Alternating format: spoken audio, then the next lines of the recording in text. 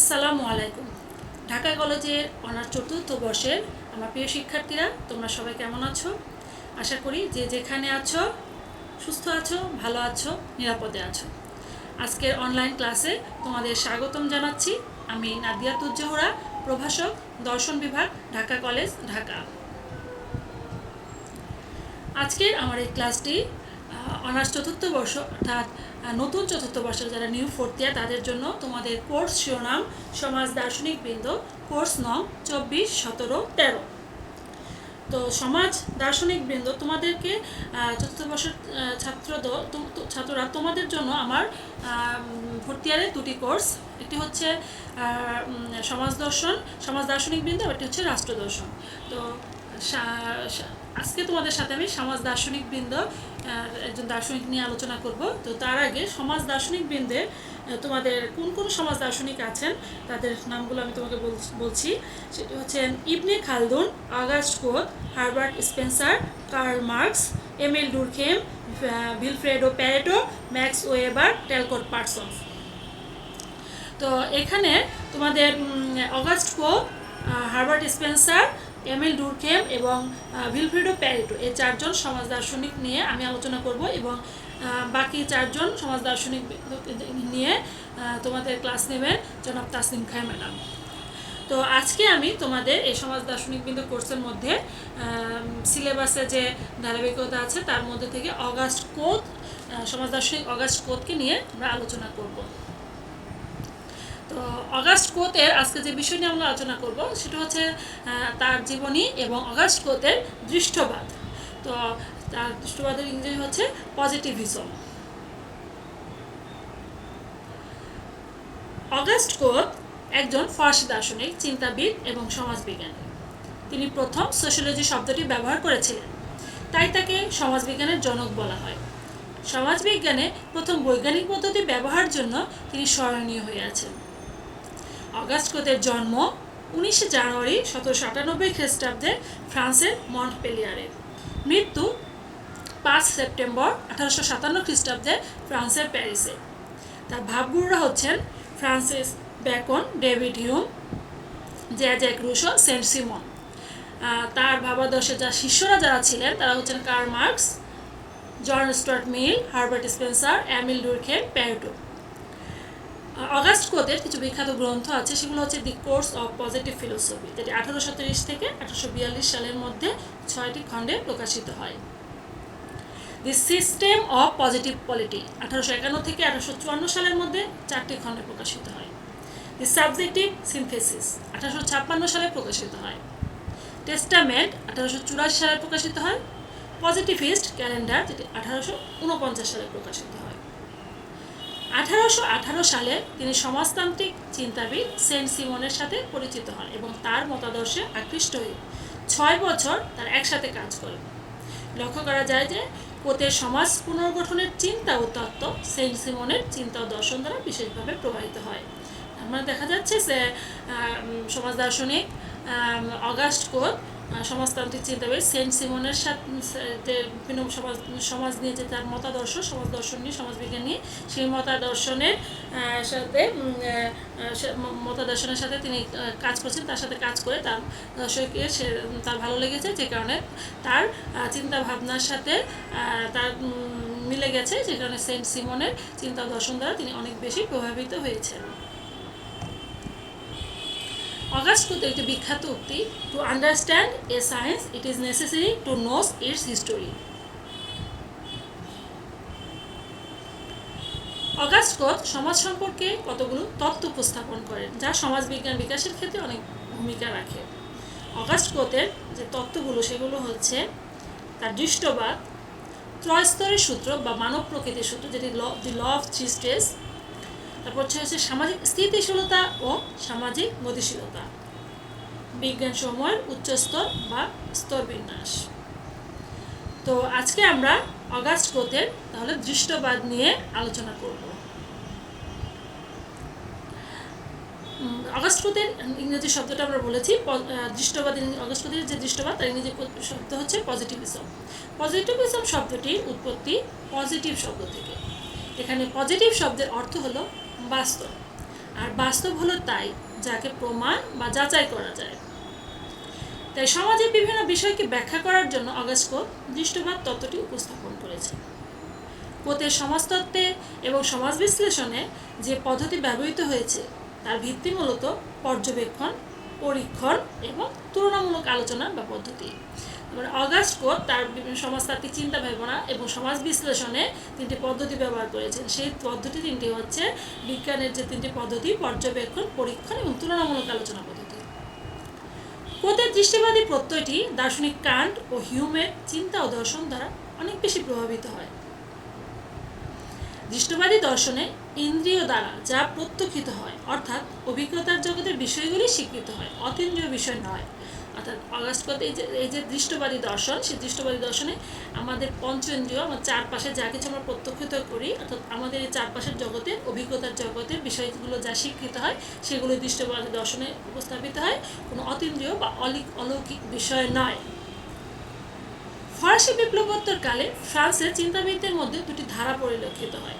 একটি হচ্ছে বিরাজমান সমাজ ব্যবস্থা ও প্রথা প্রতিষ্ঠানের বৈপ্লবিক পরিবর্তনের পক্ষে। তখন ফরাসি বিপ্লবের ফলে সমাজে যে বিদ্যমান সমাজ ব্যবস্থা ছিল, সেই সমাজ ব্যবস্থা প্রথা প্রতিষ্ঠানের হঠাৎ করে বা বৈপ্লবিক পরিবর্তনের পক্ষে। আরেকটি ধারা ছিল বৈপ্লবিক পরিবর্তনের পরিবর্তনে বিরাজমান সমাজ ব্যবস্থার ভিতরেই প্রগতির দর্শন উপস্থাপনের পক্ষে। অর্থাৎ যে সমাজ ব্যবস্থাটা আছে সেটার মধ্যে হঠাৎ করে বৈপ্লবিক পরিবর্তন না করে সেখানে যে সমাজ ব্যবস্থা আছে সেটার ভিতরেই উন্নতি সাধন করা বা প্রগতির দর্শন উপস্থাপনের পক্ষে এই অগাস্ট কোত ছিলেন। অগাস্ট কোত এই যে দ্বিতীয় ধারা এটার পক্ষেই ছিলেন, যেটা হচ্ছে প্রগতির দর্শন উপস্থাপনের পক্ষে, নতুন কিছু তৈরি করার প্রতি। অগাস্ট কোতের দৃষ্টবাদের মূল উদ্দেশ্যই ছিল মানব সমাজের পরিবর্তনের অপরিবর্তনীয় সূত্রটি আবিষ্কার করে কিভাবে সমাজকে সুসংগঠিত ও স্থিতিশীল করে প্রগতির পথে নিয়ে যাওয়া যায় তা চিন্তা করা। অর্থাৎ অগাস্ট কোত তার দৃষ্টবাদের যে মূল উদ্দেশ্য ছিল সেটা কি, মানব সমাজের পরিবর্তন যে হয় সেই পরিবর্তনের একটি অপরিবর্তনীয় সূত্র থাকে, অপরিবর্তনীয় একটি বিষয় থাকে। সেই বিষয়টা কিভাবে আবিষ্কার করা যায় এবং সেটি আবিষ্কার করে, অর্থাৎ যেটা অপরিবর্তনীয় যে বিষয়টি, যেটা আমরা মানুষজন পরিবর্তন করতে পারি না, যেটা একটা প্রাকৃতিক নিয়মের অপরিবর্তনীয় নিয়ম, সেটি আবিষ্কার করে কিভাবে সমাজকে সুসংগঠিত স্থিতিশীল করা যায়, শান্তিপূর্ণভাবে সমাজকে তৈরি করা যায়, সেটা করে প্রগতি বা উন্নতির পথে নিয়ে যাওয়া যায়, তাই অগাস্ট কোত চিন্তা করতেন। তৎকালীন সমাজে বিরাজমান বিশৃঙ্খলা ও অস্থিতিশীলতা কিভাবে দূর করে একটি শান্তিপূর্ণ এবং স্থিতিশীল সমাজ ব্যবস্থা ফিরিয়ে আনা যায়, সেটাই ছিল অগাস্ট কোতের প্রধান চিন্তা। তৎকালীন ফরাসি বিপ্লবের পরবর্তী সময়ে তৎকালীন এই যে সমাজে বিরাজমান যে বিশৃঙ্খলা ও অস্থিতিশীলতা ছিল সেগুলো দূর করে কিভাবে শান্তিপূর্ণ এবং স্থিতিশীল একটা সমাজ ব্যবস্থা তৈরি করা যায়, আনা যায়, সেটাই চিন্তা করতেন অগাস্ট কোত। আর এই সমস্যার সমাধানের জন্যই তিনি মনে করতেন যে দৃষ্টবাদটা উল্লেখযোগ্য। অগাস্ট কোত তার দৃষ্টবাদকে বিজ্ঞানের সাথে সামঞ্জস্যপূর্ণ বলে মনে করেন। কোত দৃঢ়ভাবে বিশ্বাস করতেন পৃথিবীর সকল সামাজিক ঘটনা বা প্রপঞ্চ প্রাকৃতিক নিয়মের মতো কতগুলো অপরিবর্তনীয় নিয়ম দ্বারা পরিচালিত। এই সকল নিয়ম কেবল বিজ্ঞানসম্মত পদ্ধতি দ্বারা জানা সম্ভব। অর্থাৎ কোত কি যেটা বিশ্বাস করতেন সেটি হচ্ছে পৃথিবীর সকল সামাজিক ঘটনা, যেটাকে দার্শনিক ভাষায় প্রপঞ্চ বলা হয়, যে সামাজিক ঘটনা বা সমাজের বিভিন্ন ঘটনা বা প্রপঞ্চ প্রাকৃতিক নিয়মের মতো কতগুলো অপরিবর্তন নিয়ম দ্বারা পরিচালিত। এখানে প্রকৃতির দ্বারা, অর্থাৎ সৃষ্টিকর্তার নির্দেশে যে প্রাকৃতিক যে নিয়ম কানুন ঘটে সেই নিয়মের মতো কতগুলো অপরিবর্তন, এই প্রাকৃতিক নিয়ম কি অপরিবর্তনীয় নিয়ম, এগুলো আমরা সাধারণ মানুষ এগুলো পরিবর্তন করতে পারি, সেই অপরিবর্তনীয় নিয়ম দ্বারা পরিচালিত।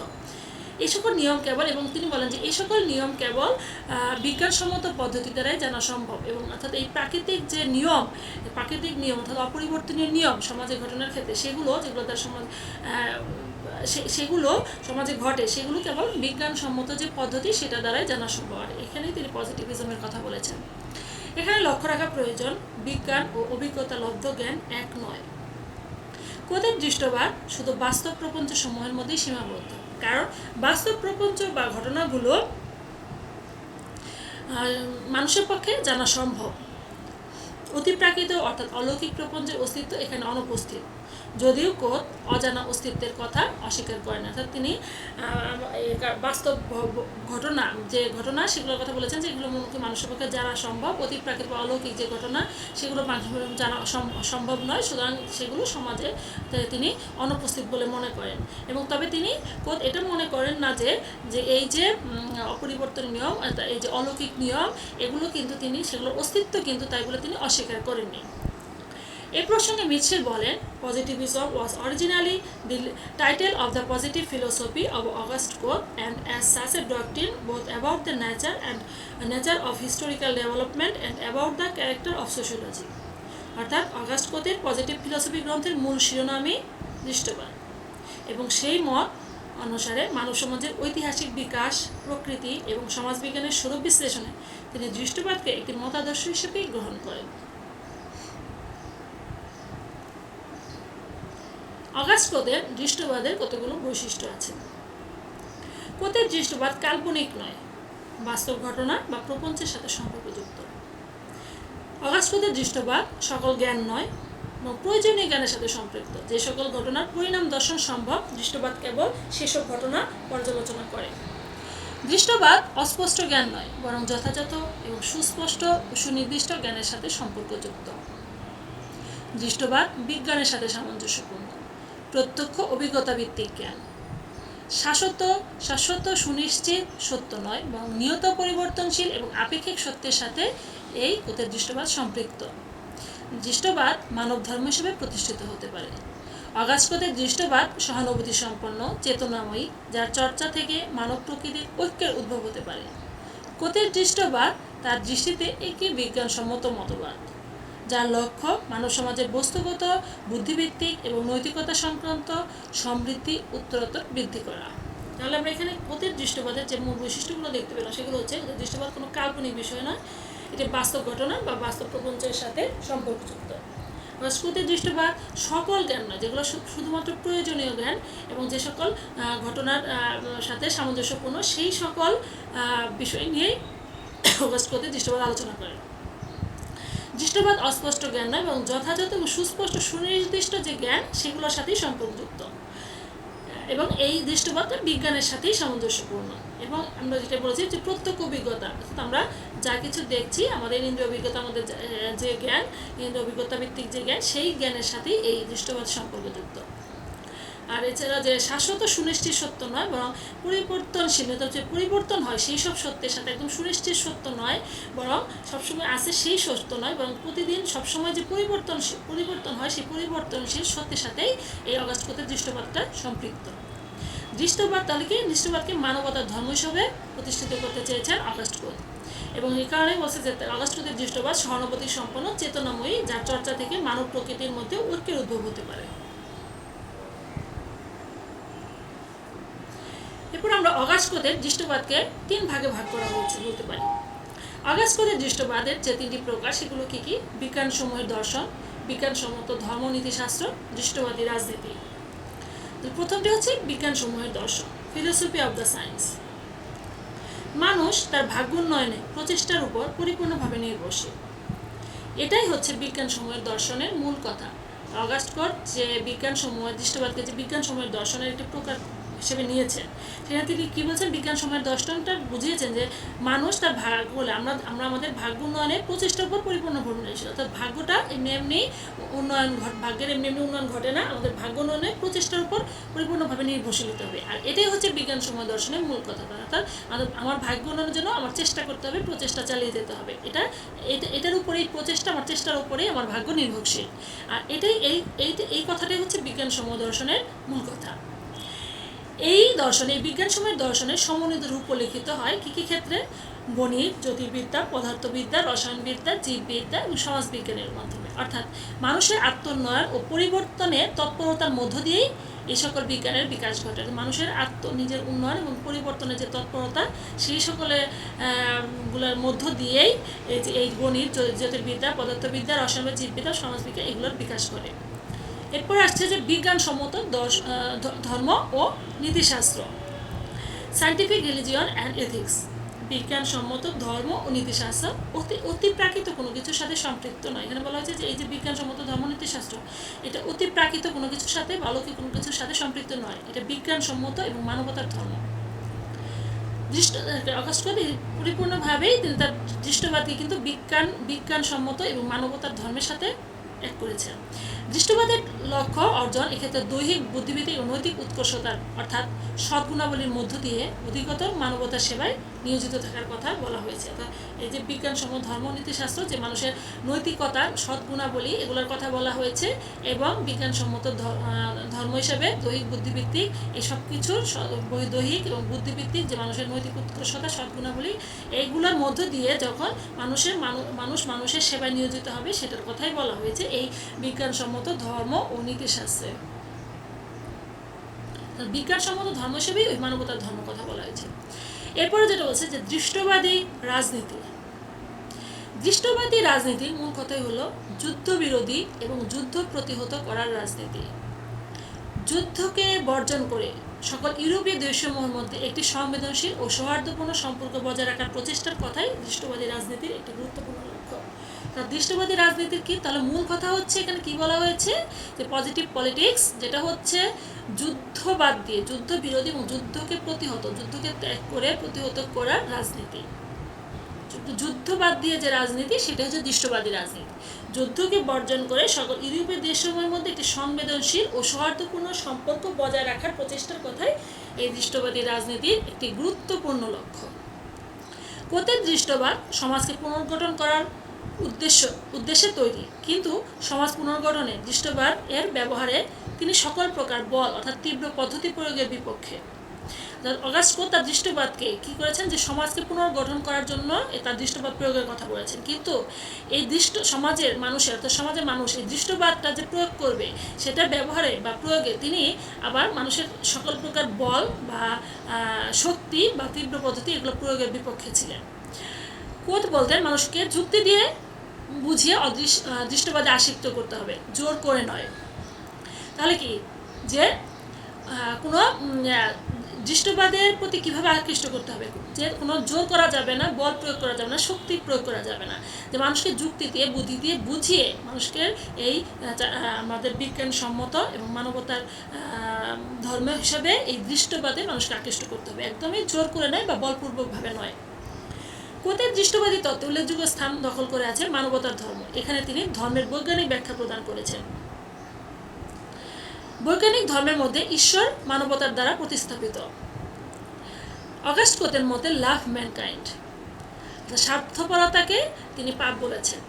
এবং কোতের মতে দৃষ্টবাদের বক্তব্য হলো ভালোবাসায় নীতি, শৃঙ্খলার ভিত্তি, প্রগতি উদ্দেশ্য এবং নৈতিক দৃষ্টিকোণ থেকে দৃষ্টবাদের সার কথা হলো নিজের জন্য নয় অন্যের জন্য। অর্থাৎ অগাস্ট কোতের যে মূল দৃষ্টবাদ এটার বক্তব্যই হলো ভালোবাসায় নীতি।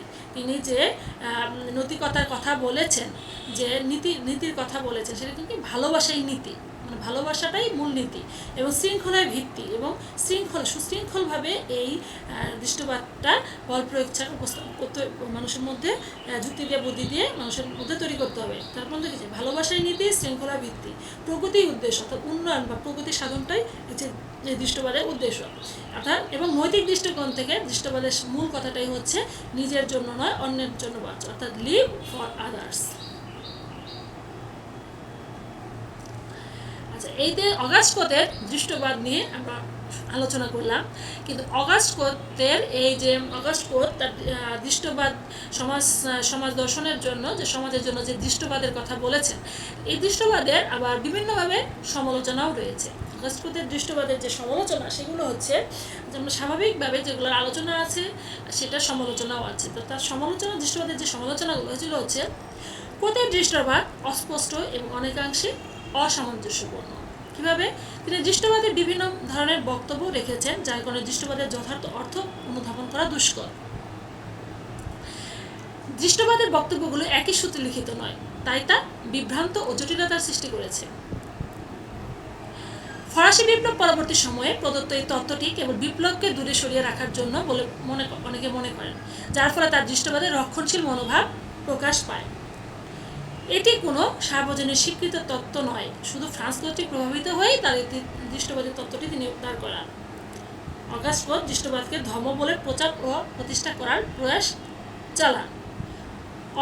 অন্যভাবে তিনি একে বিজ্ঞান হিসেবে উল্লেখ করেন। তাহলে কি অগাস্ট ক্লদ একদিকে এটাকে ধর্ম বলেছেন, আবার অন্যদিকে এটা বিজ্ঞানও বলেছেন। তাহলে দেখা যাচ্ছে যে দৃষ্টবাদ একই সাথে ও ধর্ম, কিন্তু দেখা যাচ্ছে যে দৃষ্টবাদ আসলে একই সাথে ধর্ম বিজ্ঞান, মানে এটা কি, এটা আসলে কখনো একই সাথে ধর্ম বিজ্ঞান সম্ভব নয়। তো এই সমালোচনাগুলো আবার সমালোচনাকারীরা করেছেন। তো প্রিয় শিক্ষার্থীরা, আমি আশা করব অগাস্ট ক্লদের তোমরা এই অগাস্ট ক্লদের এই দৃষ্টবাদ পজিটিভিজমটা বুঝেছ, এবং তোমরা এই ক্লাসটা ভালো করে করবে, তাহলে একটু ডিটেলস বুঝতে পারবে। এবং নেক্সট ক্লাসে আমি তোমাদের সাথে অগাস্ট ক্লদের ল অফ 3 স্টেজ, অর্থাৎ অগাস্ট ক্লদের 3 স্তর, ঠিক আছে, 3 স্তর নিয়ে আলোচনা করব। তবে আজকে এই পর্যন্তই। তোমরা সুস্থ থাকো, ভালো থাকো, নিরাপদে থাকো। সবাইকে ধন্যবাদ। আল্লাহ হাফেজ।